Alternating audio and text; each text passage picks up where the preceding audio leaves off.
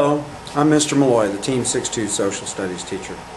I am about to give you a short video on the classroom procedures in my room.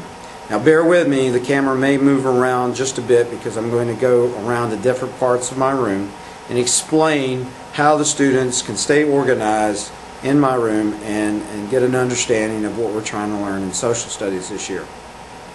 When the students come into my room, the first thing they do is they take out their social studies notebook, their agenda, pen and pencil, put it on their desk, and then take their book bags to the back of the room.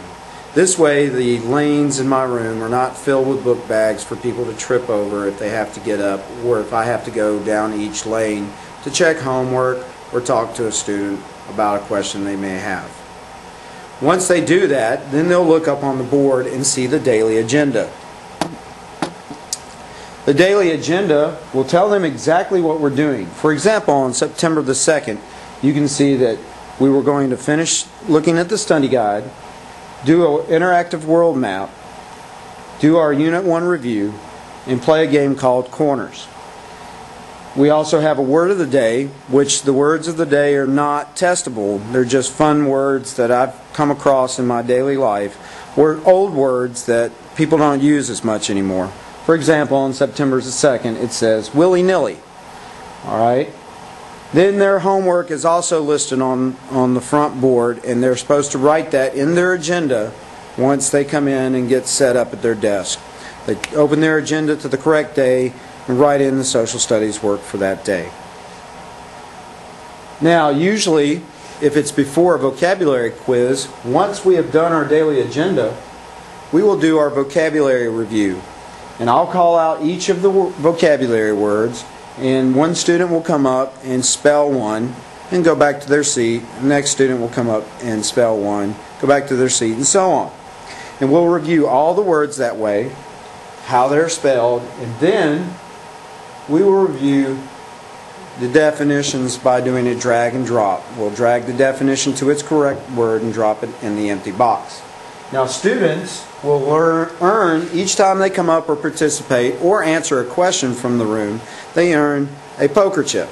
And what I use these poker chips for is to find out who does the most participation, or to actually kind of get them to participate, because at the end of the class, whoever has the most poker chips will get a Jolly Rancher, or they can also get one of the little knickknacks I have from the National Guard recruiter. Since I'm in the National Guard, I can get a lot of little goodies. And if they don't want candy, they can choose from some of my goodies. Alright. Now once we have done the vocabulary review, then we usually move on to the notes for the day, or we do any kind of review that we're doing before the test. Also in my room, we have a board, and I'm going to move the camera, so bear with me if the camera's moving around. We have a board over here on the side of my room, and on this board you'll see that there is a calendar, and on that calendar I have at least a month out of what we are doing each day. And as you see that, you can see I try to mark out the days as we go through them. I also list test dates and quiz dates on that board. And so the students should never have any questions. They should not wonder what we're doing.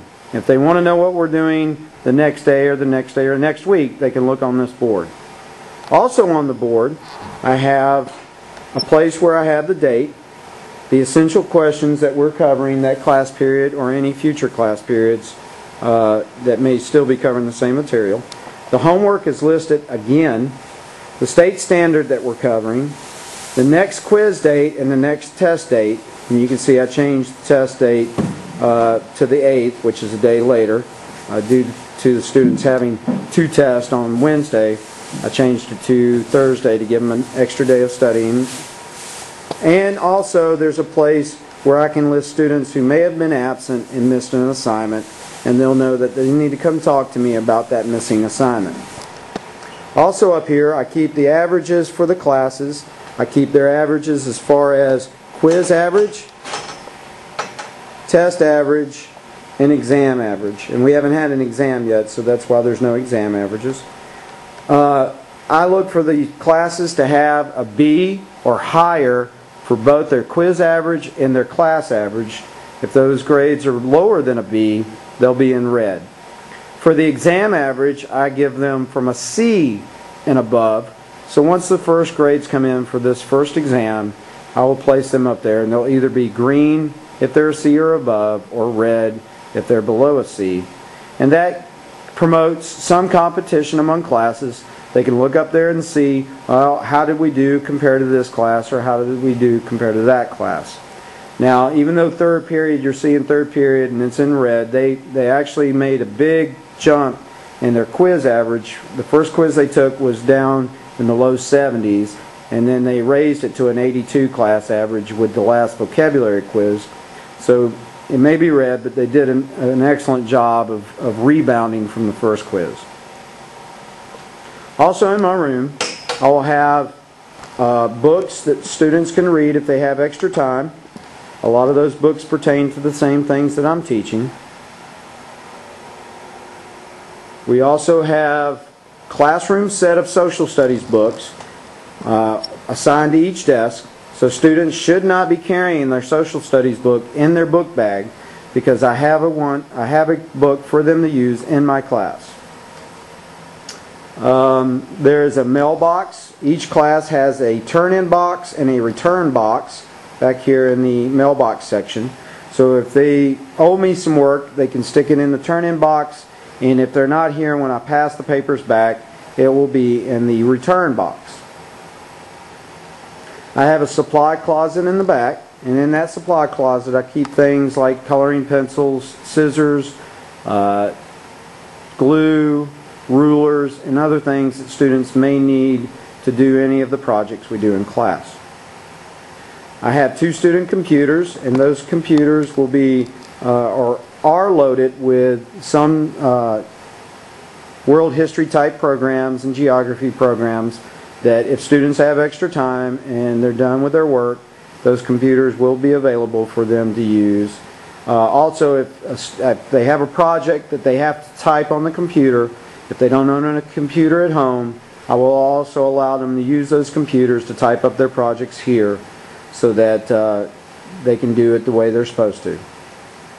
If a student is absent, I place all work in this little box right here, and it is organized by tab, so if they are missing the Unit 1 vocabulary worksheet, they can come in and look under the vocabulary and find the Unit 1 vocabulary and get that sheet out of there. I keep extra sheets in there just in case a student loses it or isn't here on the day it's assigned.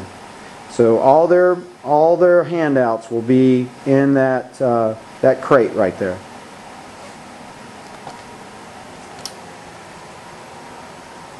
I believe that might be about everything that we should talk about. The students are in desks, in rows. Each student has their own number. And sometimes these seats will be set up in groups of 4. And students just move to their seat number, whatever group it is in, if we're working in groups. If you have any questions, please feel free to email me.